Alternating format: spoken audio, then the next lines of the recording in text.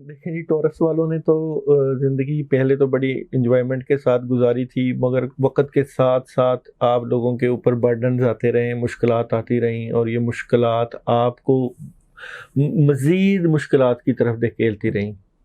अभी भी आप अपनी पोज़ीशन से उस तरीके से नहीं बेहतरी की तरफ जा सके, अभी भी आपके मामलात में परेशानी चल रही है, और आने वाले वक़्त में शायद कोई ऐसा पैगाम या कोई ऐसी खबर मज़ीद कोई ऐसी आ जाए जिसकी वजह से आपका दिल टूट जाए। तो आपके बेसिकली जो है ज़िम्मेदारियाँ बहुत हैं, अल्लाह ताला ने आपके ऊपर जो है वो दी हुई।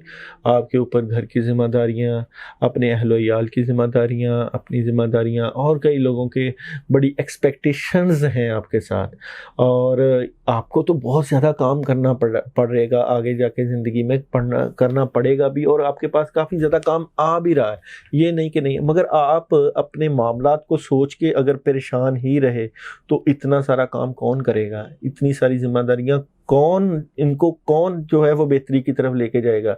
तो आप एक तरफ कामों का सोचेंगे, दूसरी तरफ आप अपने घर का सोचेंगे, अपने मामलात का सोचेंगे, तो ये पोज़ीशन कहीं आपको कहीं ऐसे बर्डन की तरफ ना ले जाए कि जो बहुत परेशान कुन हो, दिल ना टूट जाए, अपने मामला से परेशान ना हो, अल्लाह के ऊपर भरोसा रखें। वक़्त एक जैसा नहीं रहता, अभी अगर मुश्किल वक़्त है तो कल को अल्लाह ताला आसानियाँ भी पैदा कर देंगे। 313 मरतबा आयत करीमा पढ़ें, अल्लाह के ऊपर यकीन और भरोसा रखें।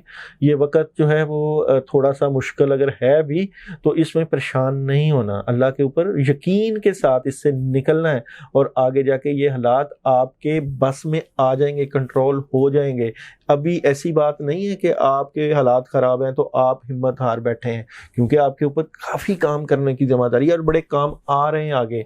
तो इंशाअल्लाह अल्लाह ताला मज़ीद आपके लिए आसानियाँ पैदा करें, आपके रास्तों की रुकावटें दूर करें।